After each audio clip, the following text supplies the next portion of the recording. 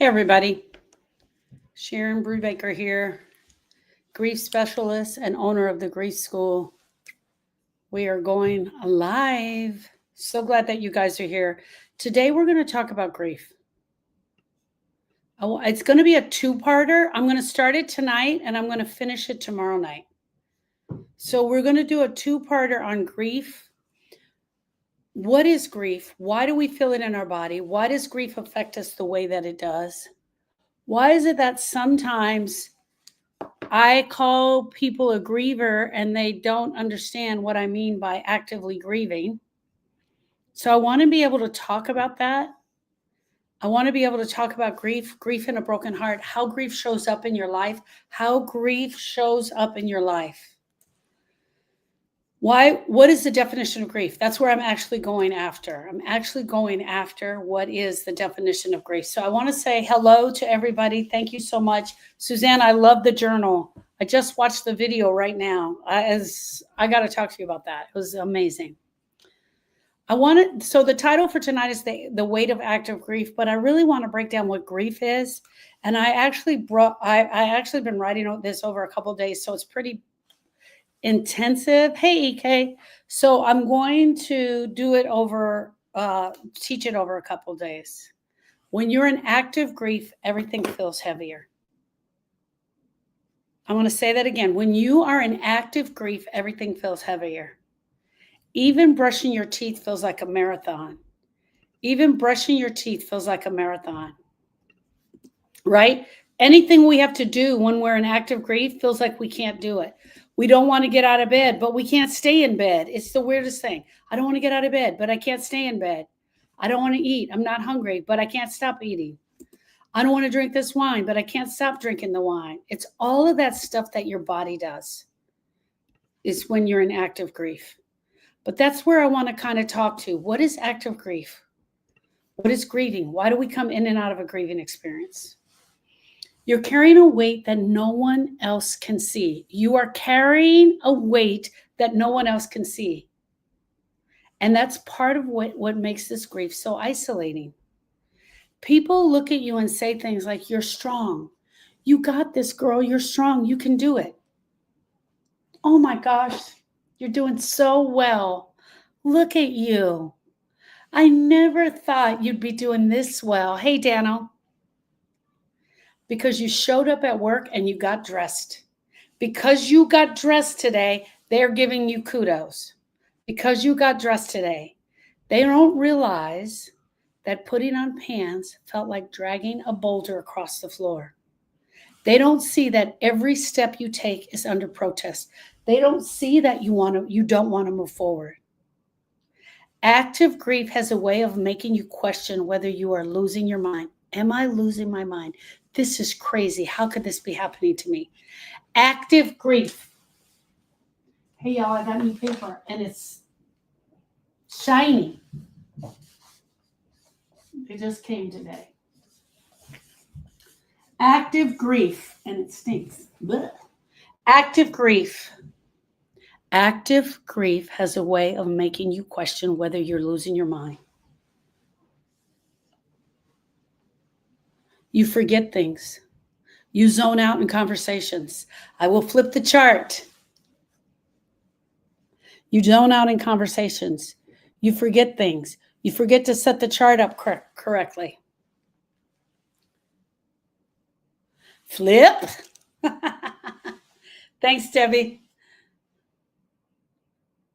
You forget things. You zone out in conversations. You lose track of time. You lose track of times. You forget to do things like flip the chart. Your body feels like it doesn't belong to you.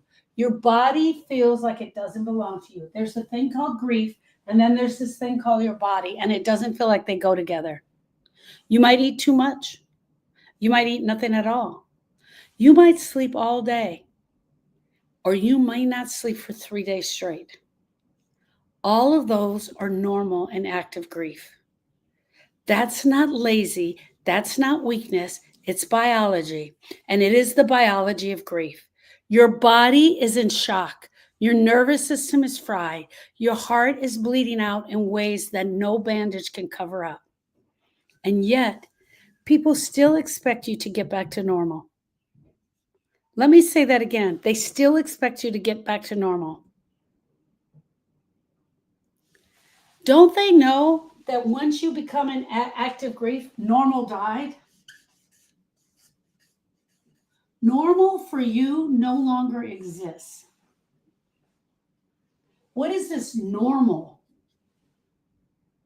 You're in active grief. There is no normal for you. Everything that you knew to be true is no longer around. That version of you, it doesn't exist anymore. Active grief is a battlefield.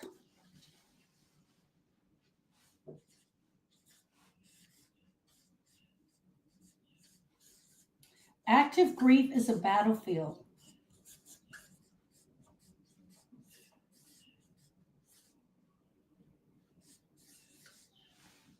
You're trying to figure it out. You're trying to figure out what's going on. You don't even know what your next step is going to be. Active grief is a battlefield where you are stripped of who you were. And it's terrifying because you don't know who you're going to be next. What's going to happen to me next? Where am I going next? Okay, this is where I want to get to. The identity of a griever. I want to help us identify who is a griever. When I say you are a griever, I mean it. I do not mean it like a life sentence. I mean it as in truth. You are a griever. You are a griever.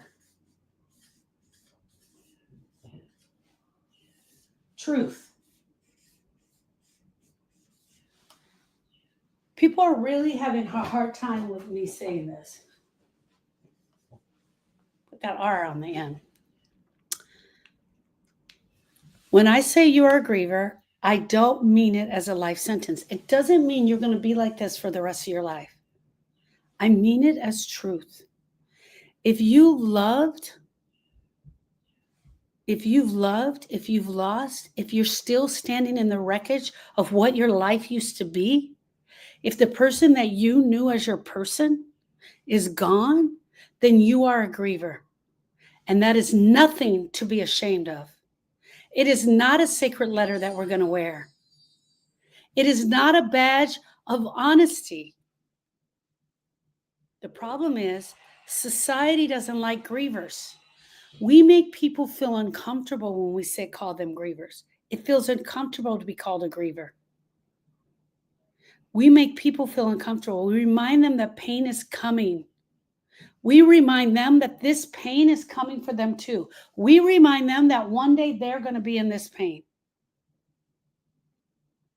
We remind them that the pain is coming for them too, whether they are ready for it or not. So what do? They tell us to move on. They tell us to be strong. They try to tell us how to find the silver lining in what has just happened to us. They want us to tuck it away so they don't have to deal with it. And too many of us internalize that nonsense, and so we shut up. Sophia says they shun you. They shun you. You're right. And too many of us internalize that shunning. We internalize the nonsense and we hide our grief. We deny it. We shame ourselves for being grievers. My friend, we are grievers. We will all be grievers at some point in our life. There are multiple times throughout our life where if we live long enough, we will go through multiple grieving experiences. But here's the truth. When you identify as a griever, it means that you're willing to admit that you've been cracked open.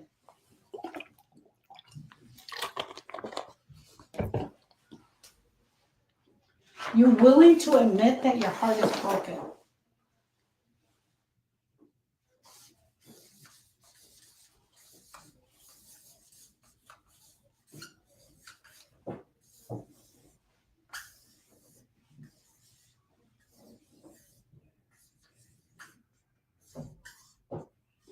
You're willing to admit that you loved. You're willing to admit that this is pain. You're willing to admit that this no longer feels the same. I am a griever. My heart is broken. There's pain in my heart. I love this person or I hate this person, but either way, it is in my heart. You're willing to admit the truth.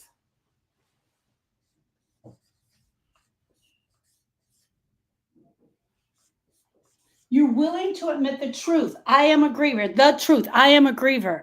My heart has been cracked open. You are honest about the pain instead of numbing it. You don't booze it up. You don't do fake smiles. The danger only comes when you confuse being a griever with being nothing, but being grief. You are not only your pain, you are also your courage. You are your memories, your small victories. You are your stubborn survival. Hold on. When you're admitting that you're a griever, you are the pain. I said the pain, right? You are the pain. You're also the courage.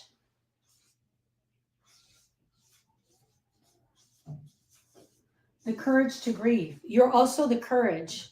Hold on, I want to get all of these words. You're the memories. You're the courage. You're the memories. You're the victories. You're the memory, the courage, the victories. And you are the person who survived. What does it say? Stubborn survival. That's who you are. The truth is, I am the griever. I am the griever. I am the griever. I am the woman with the broken heart. See me as I am. See me as I am, not as you want me to be. Grief is painful. It is from our love. I want to say this because I got to keep saying this. It can also be from our hate. I don't want to take that out. You can absolutely hate the person that you are grieving. So I want you guys to understand that. It is your courage, your memories, your victories, and your stubborn survival. Let's talk about what grieving really is, because this is why it keeps coming out. One, this came up in study hall today. Am I still grieving? That was number one. Number two, I heard that someone says when we call each other, or we call ourselves a griever, we won't ever move on. If we take the title of griever, we will never move on. And if that is not such BS, I don't even know what is. If we're not going to call ourselves a griever, what is the process that our heart goes through? Our heart goes through the process of grieving. We are the griever. We come in and out of grief at different times throughout our life. You guys, hear me out. Grief will come through you in and out at different times throughout your life. And just like it came in, when you do the work, it will blow off. And it is painful because we start here and we've got to go all the way through the pain before we can blow out the other side. You got to work on it. So let's break down grieving. It's not a passive experience. Grieving is not a passive experience. It is not something you wait. You wait it out like a storm. You don't go hide in the closet and wait for that grief to bypass you. Cindy says, I lost my 7-year-old son and I'm still grieving just as much as ever. My heart to yours, Miss Cindy. Truly, my heart to yours. Miss Cindy, can you tell us his first name? And when you tell us his first name, everybody, can you tap, tap, tap the screen? Tap, tap, tap the screen for Miss Cindy and her son. Grieving is not a passive experience. Jason, I have a Jason. Jason. My heart to yours, Miss Cindy. Thank you for sharing Jason with us. Grieving is not a passive experience. It is not something you wait out like a storm. It's work. It's messy. It's deep, soul, exhausting work. Grieving means you carry your person. You carry the dreams. You carry the loss inside of you. So inside of you here is your person, the dreams, and the loss. All of that is who we are as a griever. We are a griever. We have pain, we have grief, we have love. We also can have hate. We have our person, our dreams, and our loss inside of us. We have the courage it takes to grieve, the memories, the survival, and the victories. Grieving means you carry your person, your dreams, your loss inside of you, and you feel the ache over and over again. It means you cry until your chest caves in, and then you cry again when you hear the song on the radio. It means you rage at God. You tell your story 100 times. And sometimes people look at you as though they wish you would just shut the hell up, because the story is the only way you can still feel close to what you lost.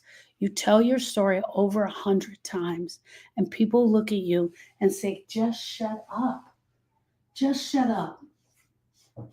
We don't want to hear that. Just shut up. Over 100 times. You're relearning how to shop in the grocery store alone, how to sleep in an empty bed, how to sleep on his side of the bed, how to put stuff on the other side of the bed so you're not sleeping alone. Vicki says she's so tired of the looks. How to walk into the family gatherings with one less chair at the table. It's taking the roles you didn't ask for, learning the skills you never wanted to learn, and facing the silence that used to fill with laughter. Grieving is not waiting for the time to heal. It's showing up for yourself, showing up for the pain and letting it transform you. Showing up for the pain and letting it transform you. Hey, everybody, I'm so glad you're here. My name is Sharon Brubaker. I'm the owner of the Grief School. The Grief School is a private university and the place where healing begins. I'm so honored to be here with you guys today. If you haven't done so, click the link in the bio that says click here for hope and download that grief shit. That grief shit is a community outreach program. I went through that grief shit today and realized there's a missing video in number 9. So make sure you guys, we're going to send out video number 9 to everybody who has the book, because it never got uploaded. It's actually a 16-minute video on how to do a brain dump. And I've been bragging about it, and it's not even in there. Okay, click on the link. Click on my picture. Click on my picture. Click on the link that says click here for hope and download that grief shit. It's all the stuff that I'm talking about right now. Hey, Miss Joanne, I'm so glad you're here. Miss Laura, I hope you're feeling better. I'm going to read out of here. Here's the cost of believing the lies. If I believe the lies, I'll stay stuck in performing, smiling even though I'm broken, being strong when I'm crumbling on the inside, waiting for time to fix something that truth can heal. Grief didn't break you. You are not broken. You do not need to be fixed. The way that you're taught to hide, avoid it, and fake your way through it, that's what's breaking you. That's what's breaking you. So get the book. You'll get 9 emails. One, I think it's one every other day. And they're little short trainings. You guys, you'll love it. You'll love it. It's that grief shit. What is the shit that we're grieving? Okay, let's talk about some half-truths that keep us stuck. Let's deal with the nonsense that's floating around out there. You've probably heard some of it. Once a griever, always a griever. Once a griever, always a griever. Let's write that one down.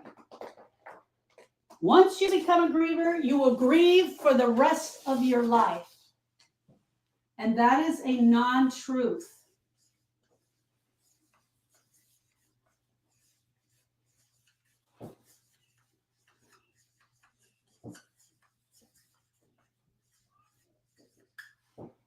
This is number 1. It's a lie. Once you become a griever, you will always become a griever.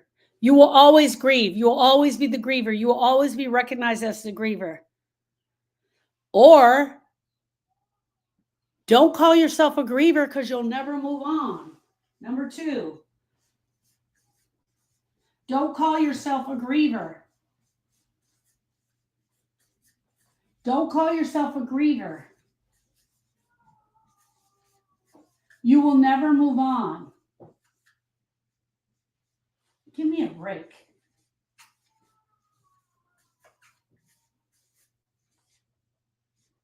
Friends, we're grievers. We are grievers. We call ourselves grievers because grieving is a process.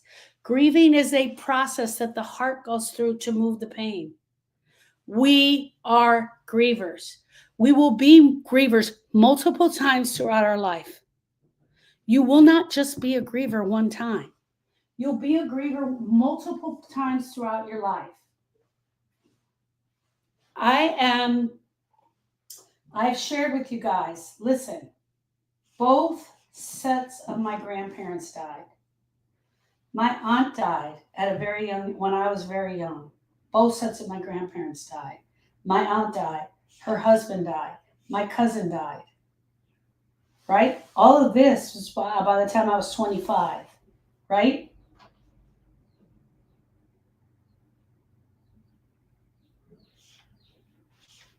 Uncle died. Two uncles. Two of my dad's brothers. Mom's brother died. Right? Austin. Dad. Sharon. Donovan. My mother's husband recently died. That's multiple times that I'm just reaching out for you. 5, 10, 50. I have more than that. I'm not trying to say, hey, you guys, everybody in my family dies. That's not what I'm saying. What I'm saying is that I am 62 years old. And in 62 years, I have seen a lot of death in my family. I have a really big family. My dad is a family of 12. My husband is a family of 12. And my mom is a family of 6. And I'm a family of 5. And like I said earlier, they always want you to find the silver lining to this truth. But mostly that's garbage. If you only identify as a griever, you will build a world around the grief and refuse to see yourself as anything else. And that is not true. That's not true. You run the risk of getting stuck if you don't identify who you are. If you start identifying around the pain, you can use it as a prison. But the opposite is just as dangerous as pretending. The denial that they want us to live in, they want us to live in the denial that we're not a griever at all. You are a griever because you lived through loss. But that's not the only reason that you're a griever. You're also a whole person. You are a griever and a whole person who is learning to stumble, to challenge, to laugh again, to lean on people, to lean on yourself. Your healing is going to reshape the grief of who you are. The pain doesn't just vanish. After you tend to the pain, you'll notice it starts to soften. But as you go through grief, we go through a grieving experience. Sorry, guys, this is not coming up. We go through a grieving experience. Our heart is broken. We go through this. We start here, we come out the other side. This is what we were talking about today in Forever Change. You have a starting point, and that's when your loss occurred. You dip down low. You dip down low, and you come out the other side. And sometimes as soon as you get out here, you're starting it all over again. Some of you have multiple losses. Grieving and griever is not a place to park your butt. The grieving process is not a place to park your butt. I want you to go through the grieving process and get out the other side. So, do we move in and out of grieving? Yes, absolutely. It's not a straight line. It's not something that you can check. It is not a starting point that goes to here. I've told you guys this before. It's not a checklist. It's not 5 stages. Right? It is more like this. This is grief. This is a checklist. This is a straight line. Clear? This is grief. This is a line. This is a checklist. You don't hit a milestone when you're done. I want to say that again. You do not hit a milestone when you're done. You cycle. You weave in and out. Some days you feel like you've made progress. You're laughing. You're functioning. You're feeling hopeful. And the next day, you're curled up on the floor because a memory has ambushed you. And that is normal. That is grief, my friends. And that is grieving. The movement of grief is how we do the work. One moment, the strength that you have can't even cancel the pain. And so you're broken down. The next minute, the next day, you feel just a little bit stronger to move that pain. And you can move forward that day. Next week, you might get knocked down. But you stand up again. And over again, that's what happened. You knock down, you get up. You're learning, you knock down, you get up, you're learning. You knock down, you get up, you're learning. And for some of us, for a long period, we can be riding this out. This can be months of riding this out. We can stay right here for months. And it starts to become comfortable. And we don't feel like we're going to move for that. That is normal. That is grief. And over time, those knockdowns don't last as long. The storms, they don't rage as often. The pain, it stops running your life. The people who tell you that grief never ends, they're wrong. That is the lie that we have been bought into. We've bought into that grief never ends. Grief is a broken heart. Grief is a broken heart. Look, when we come upon our grieving experience, for a lot of us, it is our first grieving experience. And I want you to imagine this. You get the call that your nephew Austin has drowned at the lake. It feels like someone took a knife and stabbed you right in your heart. That's why I keep drawing this as a whole. And there's pain in there. Here's the thing about the pain. The pain is in your heart. It's not your whole heart. It's this part of your heart. It's where the knife is sticking out. The knife is sticking out of your heart. Look at that. For the average person walking around that is grieving, the knife is sticking out of their heart. You and I are asking them all of the other questions. Probably not you and I, because we're grievers and we get it. But everybody around us is asking us questions. Hey, how you doing?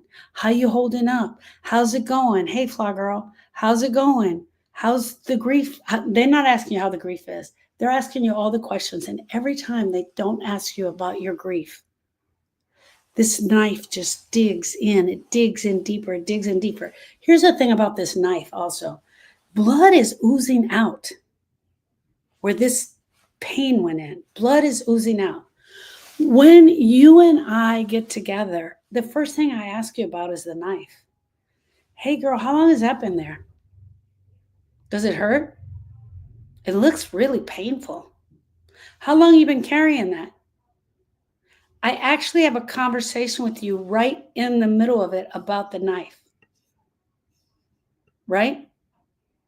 I want to ask you about the knife. I want to know about the knife. The knife is digging in your heart. Why is it you feel like you're bleeding to death? Why does it seem like you're bleeding to death? But when you and I start to do work, hey, Miss Cherry, how you doing? When you and I start to do work, guess what is the first place we start to do the work? We start to do the work where the knife is, where this blood is just oozing out from the grief. I want to start right there at the center of it.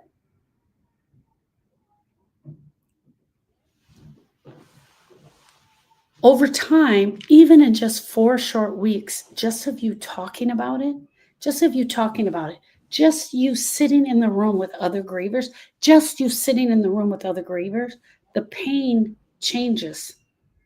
It shifts. The knife starts to pull out a little bit. It doesn't heal. It just pulls out a little bit, right? The pain changes. What doesn't change is your love,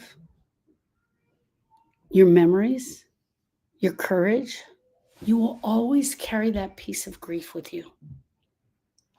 But carrying grief isn't the same as drowning in it. You're always going to have your love. You're always going to have your memories.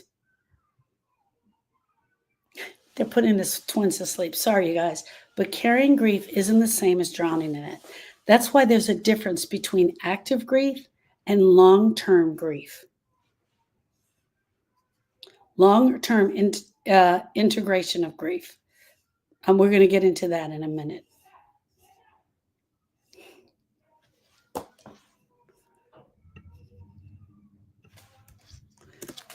I want my dad. Okay. This is the heart of the matter. I'm going to see where I am on time. Vicky says it reminds me of when my twins were younger. I think that she's gotten this bathroom thing. They've gotten into a bad habit of But anyway, who am I? I'm just a grandmother. Don't ask me. And they had a lot of sugar right before they went to bed. Okay, here's the simplest way to put it. You don't graduate from grief. You don't graduate from grief. Right? But you also don't have to live in active grief forever.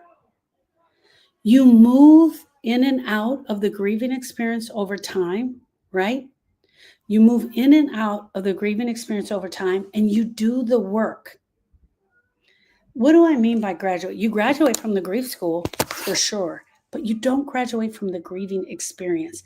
If you never met me, if you never came to the grief school, if you never learned how to grieve, you will, I believe that at some point, 5 years, 10 years, 15 years, it's not going well. That is not going well. That at some point, you will find a way to relieve some of the pressure.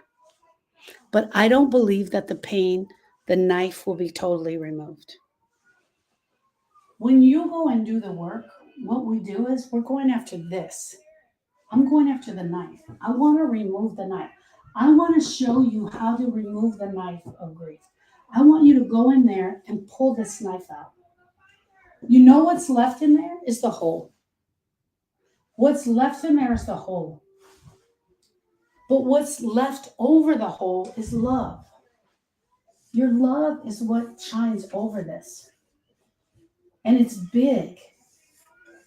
And it's the memories.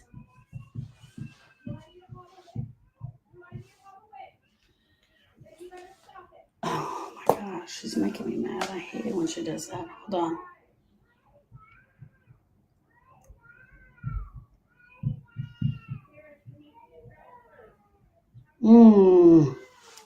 They're having a hard time tonight. Okay. Okay. You move in and out. You move in and out, and then you move forward. So we go in and out of the grief. We go in and out of the moments of the grief. Some days you're having a really bad day. Other days you're having an okay day. Most of the times when I meet you, you're having multiple bad days connected together. Multiple bad days connected together. And of those multiple bad days connected together, you start to talk about it.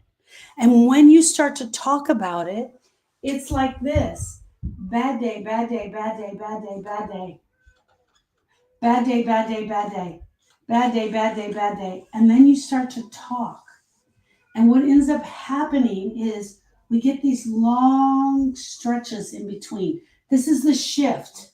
These spaces in between is the shift. It's where the grief starts to shift. This is still there. The knife is still there. but you're starting to look at it. You're willing to look at the grief. You're willing to look at the brokenness in your heart. You're willing to talk about it. And then you see the shift happening in between. You're grieving. You're actively grieving. You're moving forward. Doesn't always feel like it. You don't always notice it. You don't always notice it. Yes, Suzanne is talking about the doors. 100%.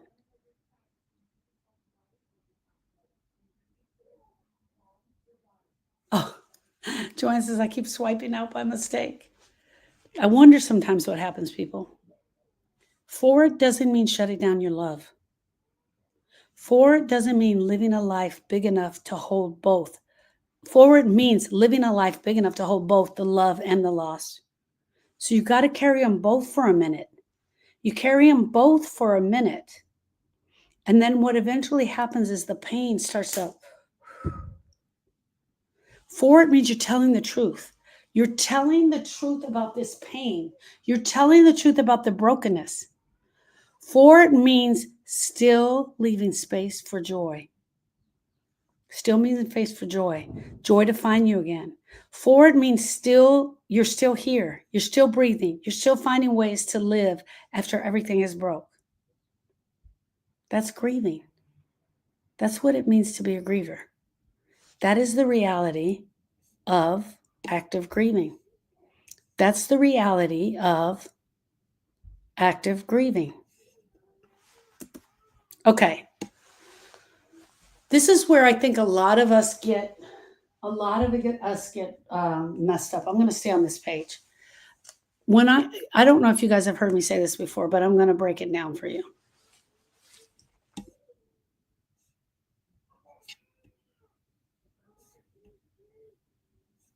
There are 47 or more known losses that a person can experience over a lifetime that we call grief. Here's the truth, you guys, and you have to get this down because some of you have had these experiences and you don't know where to put these experiences that you've had, and you don't actually consider them grief, right? You don't actually consider them grief until we absolutely break them down. All right. There are 47 or known losses that a person can experience over a lifetime that can cause grief in their heart. But it's not that it only has one entry point. Death is just huge. There's multiple entry points, but death is just huge. So death, 47 or more, death, divorce, breakup, right? Illness, money problems, moving and leaving all your friends and family behind, miscarriage,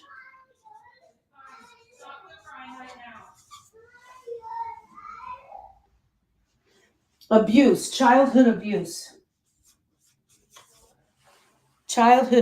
right? Separation, not divorce, but what happens sometimes before the divorce. Sometimes our parents get a separation. Sometimes we get a separation because we're trying to figure out what's going on. Retirement, right? Addiction. The end of an addiction, starting an addiction, what the addiction does to the family, the betrayal of someone you trusted.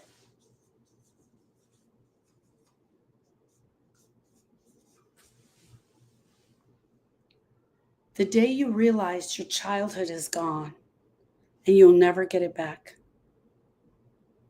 Even good changes can carry grief. Moving, adoption, graduation, reconciliation. reconciliation of someone you thought you hated. Think about that. Grief isn't picky. If it mattered to you, it matters to your heart. Grief isn't picky. If it mattered to you, if it shaped your life, it will crack you wide open. But here's the thing. Here's the thing I want you guys to hear. Please hear what I'm saying.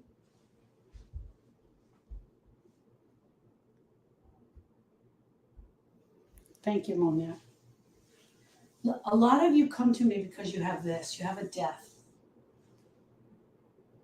A lot of you come to me because you have a death. You have a recent death, and you come to do the work. But guess what else you also have? You have your parents' divorce. You have your own personal separation. You have a miscarriage. You have infertility. You have a breakup of a romantic relationship. You moved and you left all your friends and family behind. You have an illness in the family right now going on. You have a history of some abuse that happened in your childhood. You have a partner that has an addiction. This is exactly why grief isn't just one thing. This is why the grief is fueled. This is why we got this fire going under our heart. Because over time, we have learned to stuff this down, stuff this down, stuff this down.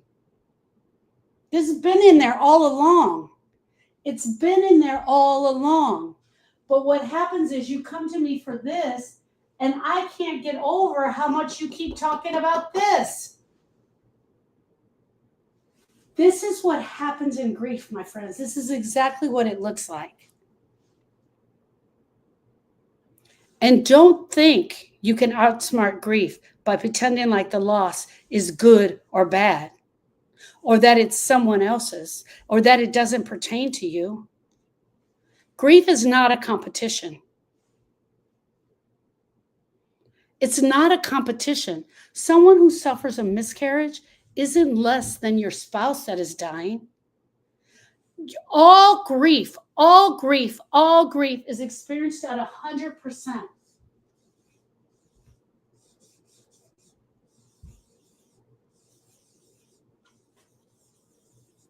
All grief is experienced at 100%.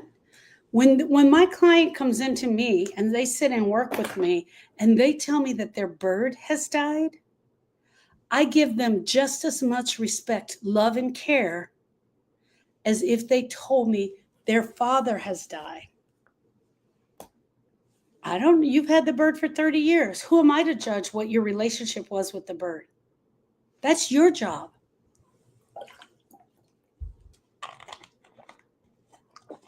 Being fired from your job is not smaller than bankruptcy. Bankruptcy is not bigger than miscarriage.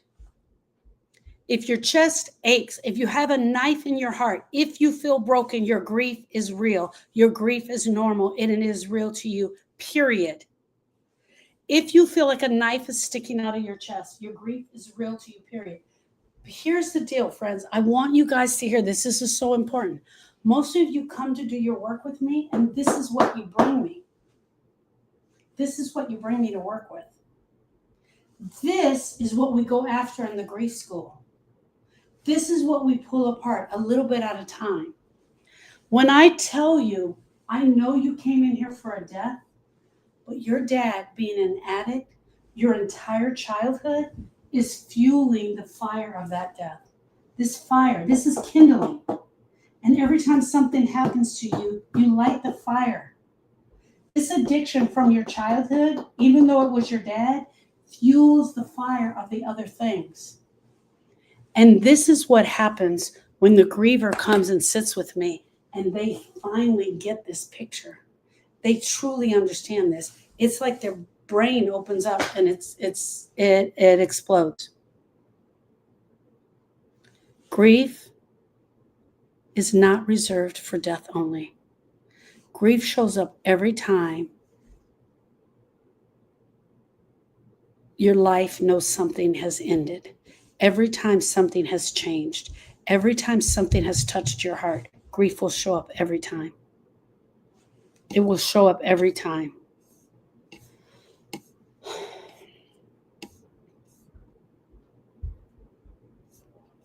All right. I want to make this a two-parter, so I don't want to go too far because I have a lot of notes here.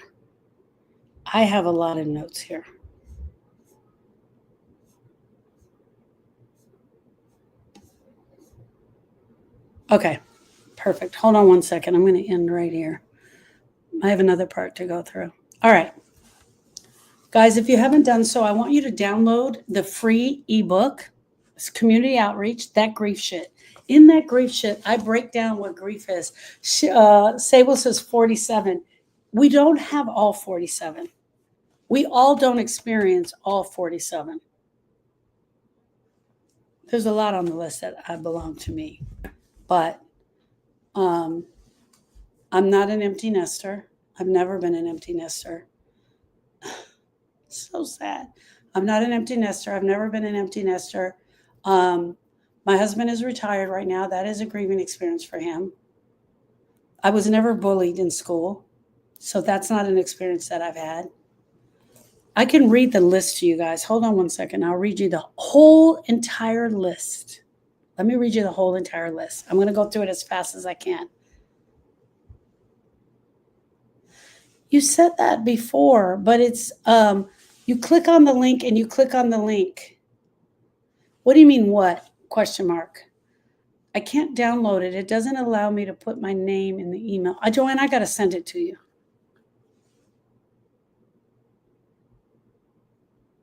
I know you said that the other day and I didn't do it. And that's my fault. And I have your email. I'm going to make this note. Look at this. This right here is a note that says Jovi. That's my assistant. I meet her at 6 a.m. Joanne. And I'm going to put it right here. My computer when I open it. You weren't bullied?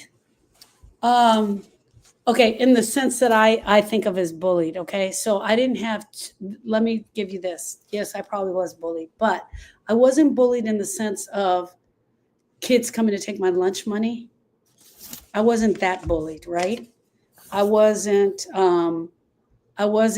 have somebody come in and pulling my hair. I had some bullying stuff, but what we consider bullying today, I didn't have that. I didn't have that. So yeah. Well, what I consider bullying today. So I did have this form of bullying, but man, I probably was the bullying, right? Yep. Typing. Yep. Okay.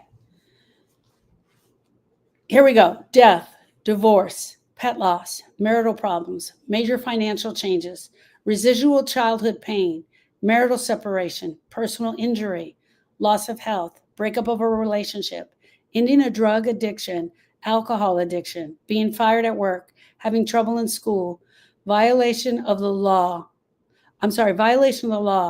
jail term of a family member or yourself, puberty, being bullied at work, being bullied at school, a change in independence, reconciliation of a mate, feeling that life is just not as happy or fulfilling as you want it to be, retirement, change in weight, gaining a new family member through birth or adoption, trouble with in-laws, childhood hurts, pains and losses, moving, leaving all your friends and family behind, birth of a non-typical child, someone with autism, miscarriage, working more than 40 hours, not work.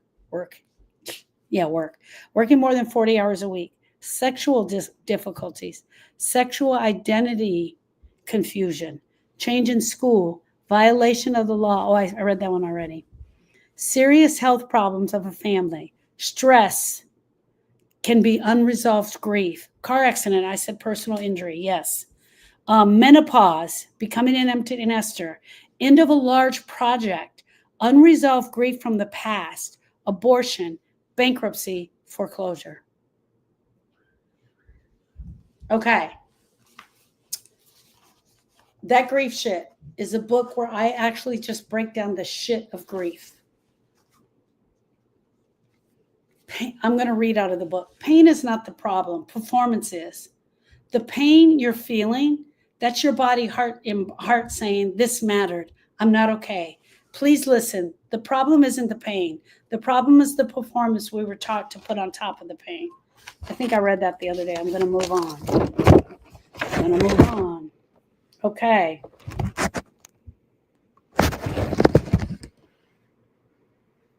Am I crazy or is this normal? Here's what I hear from grievers on the first few days. I can't stop crying. I can't cry at all. I feel like a monster. I feel like I'm watching myself from outside of my body. I want to die to just not feel this. I'm angry at God. Then I'm guilty for being angry. I'm forgetting how to breathe. So let me say this as loud as possible. You are not crazy. This is exactly how grief feels. It's chaos. It's disorienting. It's ugly. And yet it's normal. No one told you that grief isn't just sadness. It's physical. It's emotional. It's spiritual.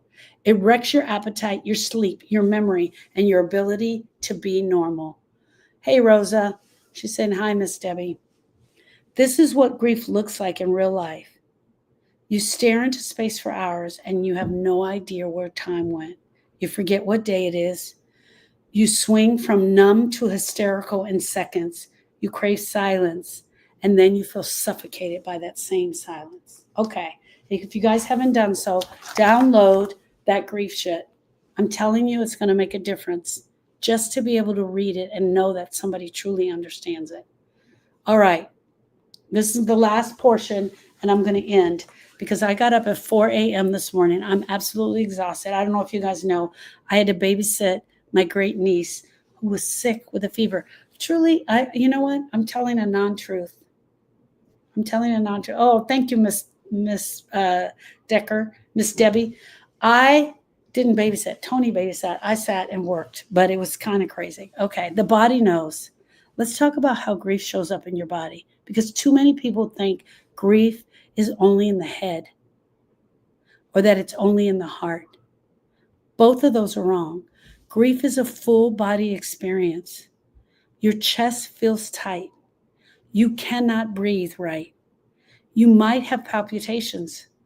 Doctors have even gone to naming a broken heart syndrome. The heart, the muscle can actually weaken from grief. Your immune system tanks. You catch every cold going around. Your digestive system is on revolt. It aches. You have nausea. You're in the bathroom.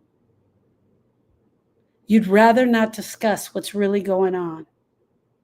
Your brain, forget that. Brain fog, forgetfulness, zoning out, walking to a room and not remembering why you're there. People think that you are losing it. You start to think that you're losing it. But here's the truth. You're not. You are grieving. Your brain is literally rewiring itself to live in a world without your person. Your brain is rewiring itself. Becky says the brain fog is terrible. Your body knows the truth. Even when you try to lie about it and ignore it, those signals only make things worse. All of those things you're trying to do, it's only making it worse. It's only making it worse.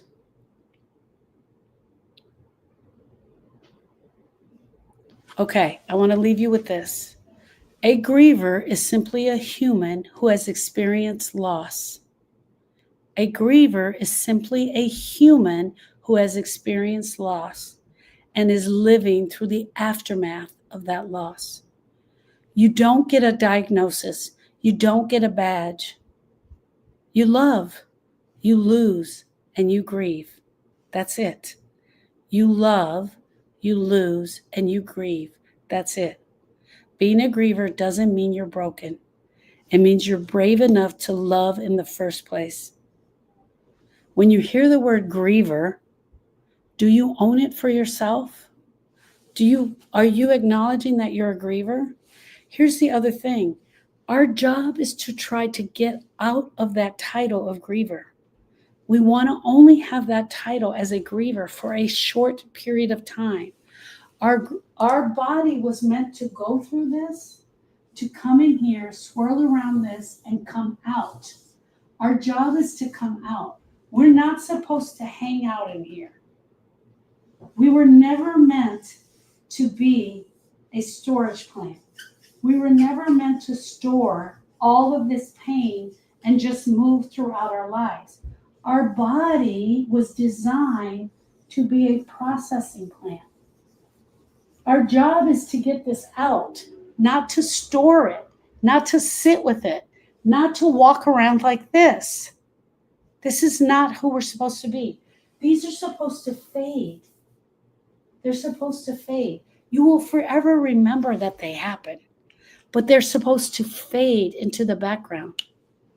Debbie says, love, lose, grieve, heal. Yes. Thank you, Miss Debbie. Thank you, Miss Debbie. Right. Okay. Grieving is not passive. It's not waiting for time to heal. It's not waiting for your time to just heal it on its own. Grieving, the process of grieving, is an active process.